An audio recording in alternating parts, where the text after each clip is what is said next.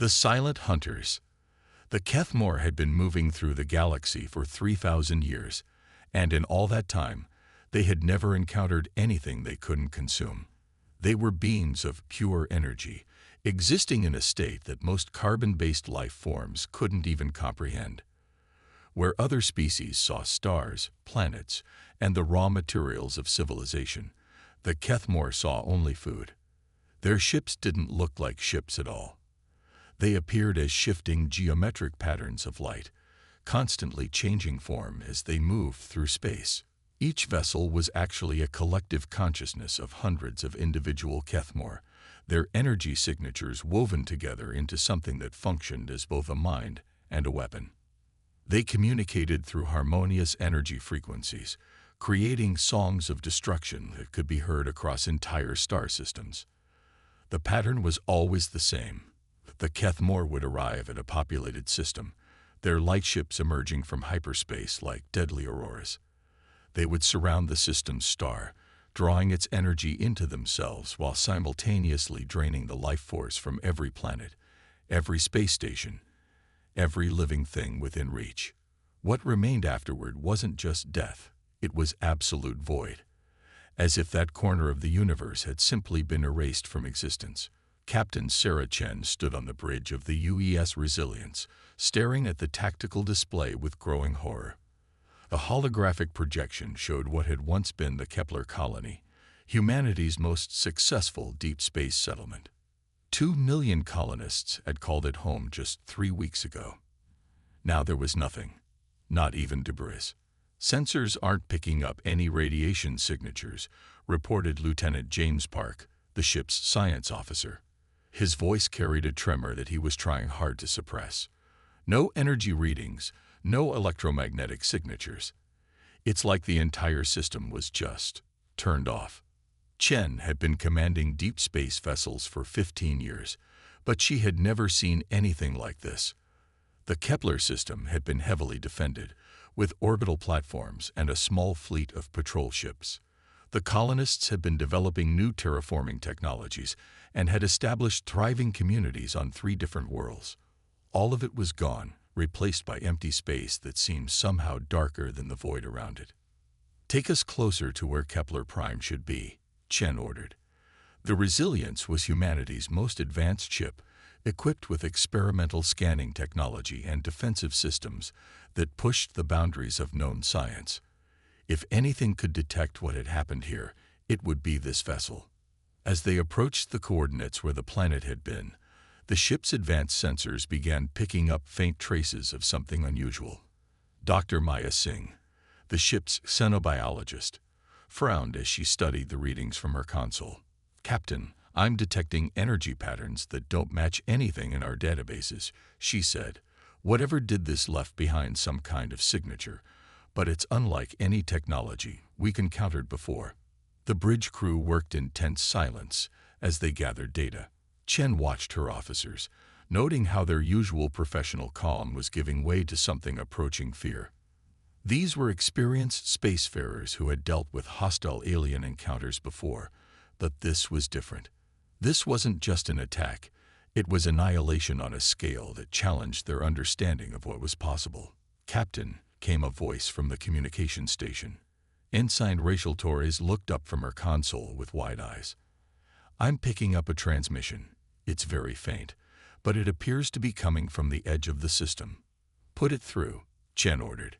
The message that filled the bridge was fragmented and distorted, but clearly human. It was an emergency beacon from one of the colony's research stations, transmitted just before the end. "This is Dr. Robert Kim at Kepler Research Station 7. The voice crackled through the static. "We're detecting massive energy readings approaching the system. The entities, they're not using conventional propulsion. They're moving through space like living things. And they're enormous. The energy signatures are off our scales." The transmission paused, filled with the sound of alarms and panicked voices in the background. "They're surrounding our star," Dr. Kim's voice continued, now tight with terror. "The sun is changing color. The energy output is fluctuating in ways that should be impossible.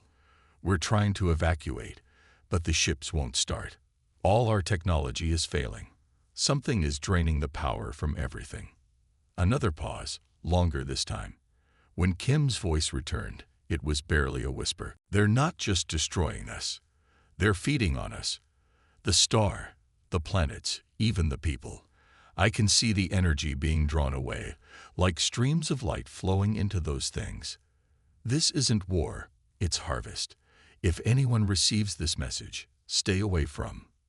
The transmission cut off abruptly, leaving the bridge in heavy silence. Chen felt something cold settle in her stomach.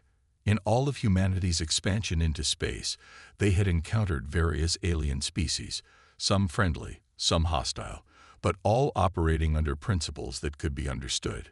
This was different. This suggested an enemy that existed on a completely different level, one that viewed entire civilizations as nothing more than food. Analysis, Dr. Singh, Chen said, her voice steady despite the implications of what they had just heard. Singh pulled up a three-dimensional model based on the energy readings they had collected. Based on the residual signatures, I believe we're dealing with entities that exist primarily as organized energy, rather than physical matter. They appear to have the ability to manipulate fundamental forces on a stellar scale. Lieutenant Park looked up from his console.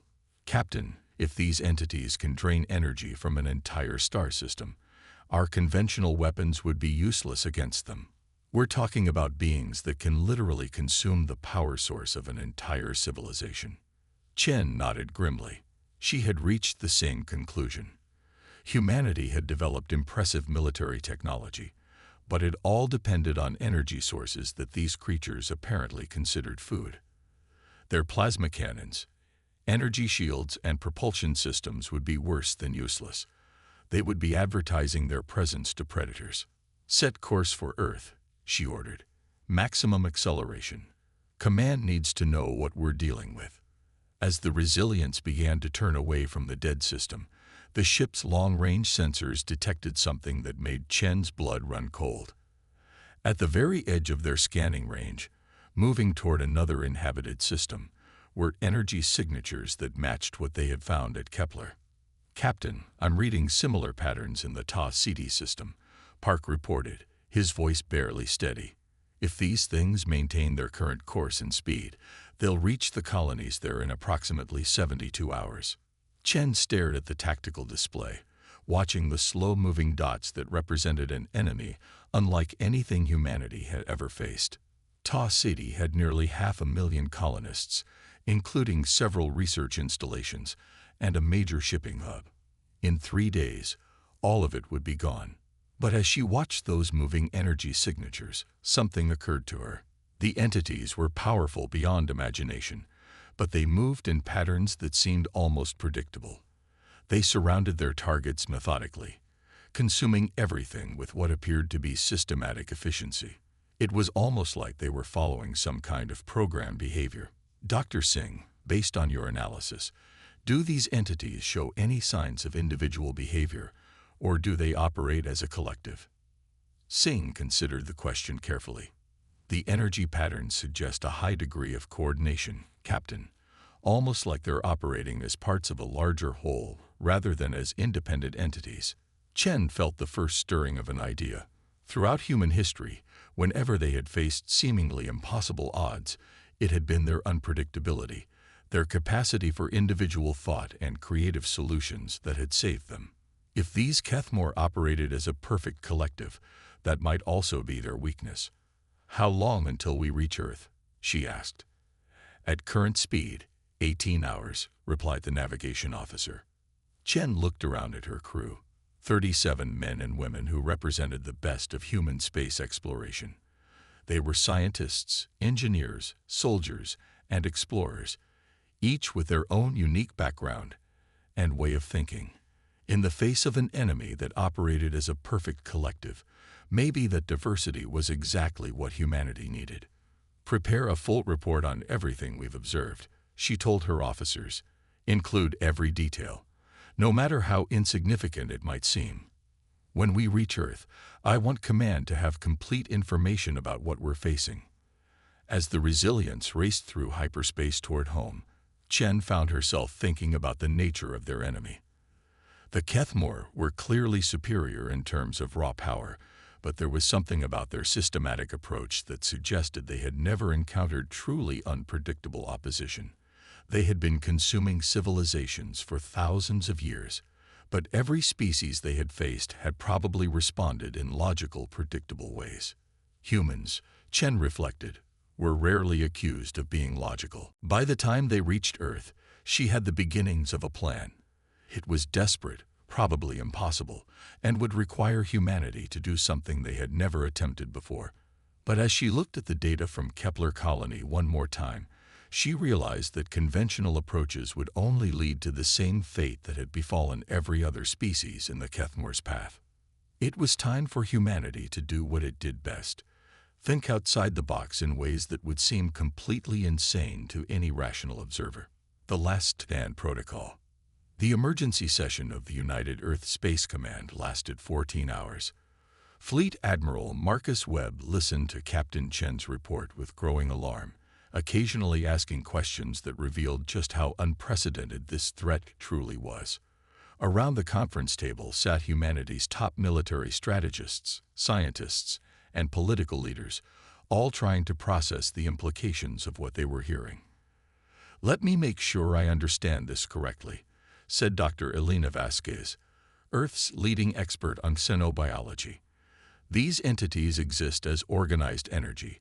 They can consume the power output of an entire star. And they've been doing this across the galaxy for thousands of years without ever encountering effective resistance." Chen nodded. "Based on our analysis, they operate as a collective consciousness.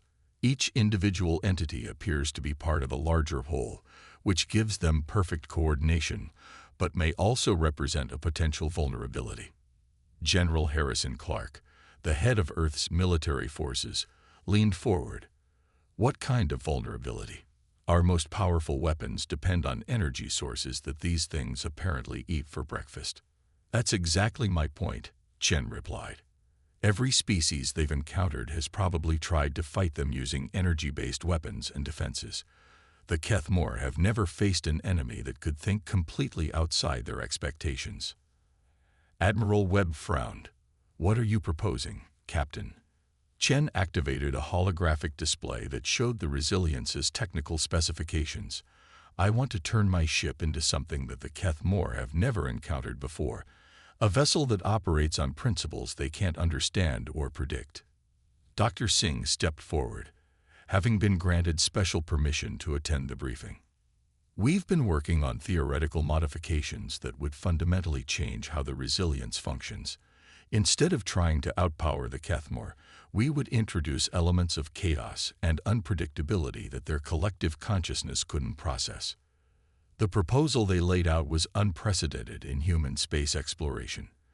They wanted to integrate the ship's computer systems with the crew's neural patterns, creating a hybrid organic technological entity that could make decisions based on human intuition rather than logical programming.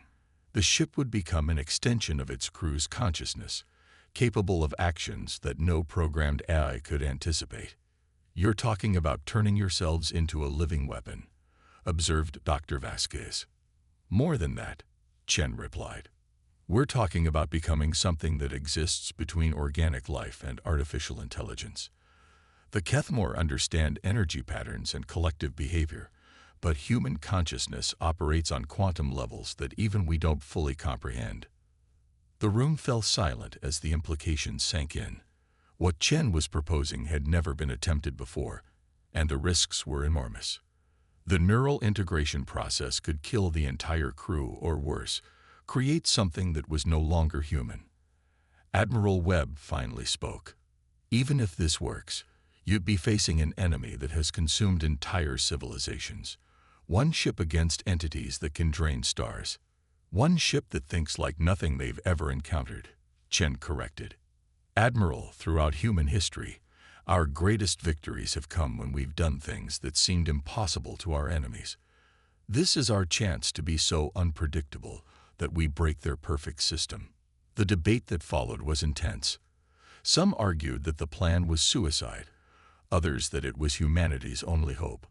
In the end, it was the arrival of new intelligence that decided the matter. Long-range sensors had detected the Kethmore moving toward the core worlds, the most heavily populated systems in human space. They had perhaps 6 months before the entities reached Earth itself. The neural integration will require 3 weeks, Dr. Singh explained. We'll need to modify the ship's entire computer core and create interfaces that can handle the quantum patterns of human consciousness. Chen looked around the table at faces filled with doubt and desperate hope. I need volunteers, she said. This isn't an order that can be given. Every crew member has to choose this freely, because the integration won't work if anyone is holding back. To her surprise, every member of the Resilience's crew volunteered immediately. When asked why, Lieutenant Park summed up their collective feeling. Captain, we've seen what happens to civilizations that try to fight the Kethmore conventionally. If we're going to die anyway, we might as well die doing something that's never been tried before. The modifications to the Resilience were unlike anything in the history of space exploration. The ship's quantum computer core was rewired to interface directly with human neural patterns. Biometric sensors were installed throughout every section, creating a feedback loop between the crew's emotions, thoughts, and the ship's systems. Most dramatically, the vessel's AI was replaced with a distributed consciousness matrix that would allow every crew member's mind to contribute to the ship's decision-making process. Dr. Singh worked around the clock with a team of the galaxy's best cybernetic engineers. We're essentially creating a new form of life, she explained to Chen during one of their brief rest periods. The ship will think with human intuition, react with human emotions, and make decisions based on the kind of creative leaps that only organic consciousness can achieve. The integration process itself was terrifying. Each crew member had to undergo neural surgery to implant quantum interfaces directly into their brain tissue. The risk of death or permanent mental damage was significant, but one by one, they underwent the procedure. Chen was the last, feeling the strange sensation of her consciousness expanding to encompass not just her own thoughts, but the entire ship. When the process was complete, the Resilience had become something unprecedented in the galaxy. The ship could think, feel, and react with all the unpredictability of human nature, while retaining the computational power and physical capabilities of humanity's most advanced technology. Their first test came sooner than expected. The Kethmore had changed course, moving toward a heavily populated mining system called New Geneva. The Resilience intercepted them at the edge of the system, and Chen felt the ship's collective consciousness react to the sight of their enemy. The Kethmore were even more terrifying in person than the sensor readings had suggested. They appeared as massive geometric patterns of light, constantly shifting and reforming as they moved through space. There were dozens of them, each one large enough to engulf a city. They moved with perfect coordination, surrounding the system's star in a formation that would allow them to drain its energy while simultaneously consuming every planet. They're scanning us, reported Lieutenant Park, though his voice seemed to come from everywhere at once through the ship's integrated consciousness.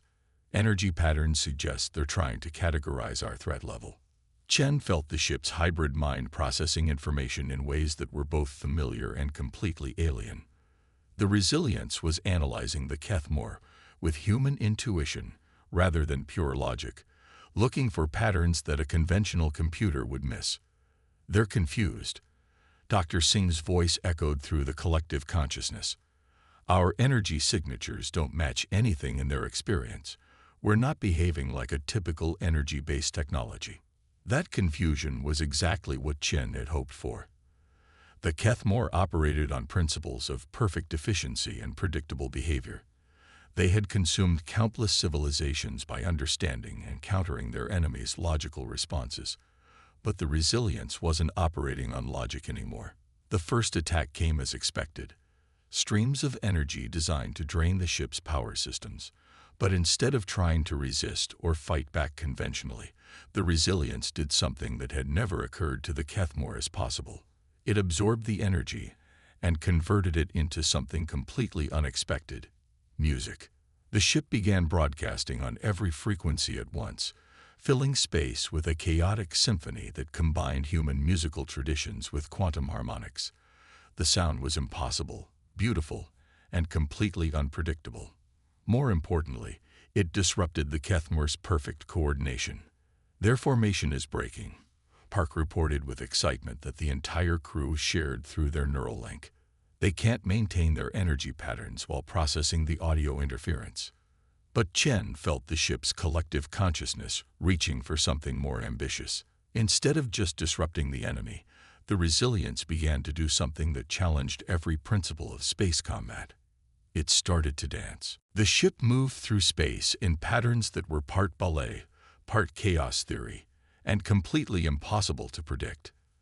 The Kethmore, creatures of pure logic and efficiency, found themselves facing an opponent that operated on principles they couldn't comprehend. Every time they tried to target the Resilience, it would shift in ways that seemed to defy physics. The breakthrough came when Dr. Singh made a connection that only a human mind could have conceived. "Captain, they're not just energy beings. They're trying to achieve perfect order. What if we introduce concepts they can't process?" The Resilience's hybrid consciousness embraced the idea immediately. Instead of attacking the Kethmore directly, the ship began broadcasting pure human creativity. Art, poetry, music, mathematical proofs that relied on intuitive leaps rather than logical steps. All of it transmitted on quantum frequencies that the energy beings couldn't ignore. The effect was immediate and devastating. The Kethmore began to experience something they had never encountered before: individual thoughts. Exposed to human creativity and chaos, their perfect collective consciousness started to fragment. Individual entities began to question, to wonder, to think independently. For creatures that had existed as a perfect collective for thousands of years, the introduction of individual consciousness was catastrophic. Their coordination collapsed, their ability to drain energy systematically fell apart, and for the first time in their existence, they experienced something approaching confusion and fear. The battle that followed wasn't really a battle at all. It was a transformation. The Resilience continued to broadcast human consciousness patterns, and one by one, the Kethmore entities began to change. They stopped trying to consume the system's star, and instead began to explore what it meant to think as individuals. Some of the entities fled, unable to process the changes happening to their consciousness. Others remained, fascinated by the concepts of creativity, individual thought, and unpredictable behavior that the humans had introduced to them. Chen felt the ship's collective consciousness processing the victory with a mixture of relief and wonder. They had faced an enemy that had consumed entire civilizations, and they had won not through superior firepower, but by introducing ideas that were uniquely human. In the aftermath, as the Resilience maintained contact with the transformed Kethmore entities, Dr. Singh made an observation that would reshape humanity's understanding of their place in the galaxy. "Captain, I don't think we just saved one star system. I think we introduced the concept of individual consciousness to a species that's been operating as a collective for millennia. The implications for the galaxy are enormous." Chen smiled, feeling the satisfaction shared by every member of her crew through their neural link. Maybe that's what humanity was meant to do out here. Not just explore space, but share what makes us human with species that have forgotten what it means to think as individuals. The Resilience set course for Earth, carrying news of a victory that had been won not through weapons or technology, but through the most human quality of all: the ability to think in ways that seemed completely impossible to anyone else. Behind them, the former Kethmore entities continued their exploration of individual consciousness, beginning a transformation that would ripple across the galaxy for generations to come. Humanity had faced extinction and responded by teaching their enemies how to be more human. It was, Chen reflected, perhaps the most human victory possible.